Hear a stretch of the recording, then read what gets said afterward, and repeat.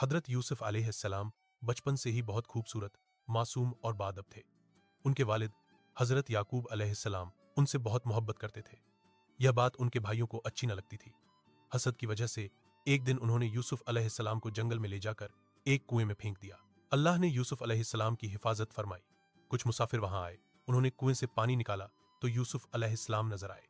वह उन्हें मिस्र ले गए और वहां एक इज्जतदार शख्स ने उन्हें खरीद कर अपना बेटा बना लिया। वक्त गुजरता गया, यूसुफ अलैहिस्सलाम जवान हुए तो अल्लाह ने उन्हें हुस्न अखलाकर, दानई और ख्वाबों की ताबीर की नेमत अता की। गलत इल्जाम की वजह से वह कुछ अरसा जेल में रहे, लेकिन वहां भी लोगों को नेकी की दावत देते रहे। एक दिन मिस्र के बादशाह ने अजीब ख्वाब देखा। किसी ने उसकी ताबीर न बता सकी। यूसुफ अलैहिस्सलाम को बुलाया गया तो उन्होंने न सिर्फ ख्वाब की सही ताबीर बताई, बल्कि मुल्क को आने वाले कहत से बचाने का बेहतरीन मंसूबा भी दिया। बादशाह उनकी अक्ल व फहम से बहुत मुतासिर हुआ और उन्हें मुल्क का वजीर बना दिया। अल्लाह ने यूसुफ अलैहिस्सलाम को दुनिया में इज्जत भी दी और उनके भाई भी बाद में माफी मांगते हुए उनके पास आए। यूसुफ अलैहिस्सलाम ने सबको माफ कर दिया। सबक: हसद इंसान को बर्बाद करता है, सब्र हमेशा कामयाबी लाता है। जो अल्लाह पर भरोसा करता है, अल्लाह उसे हर मुश्किल से निकालता है।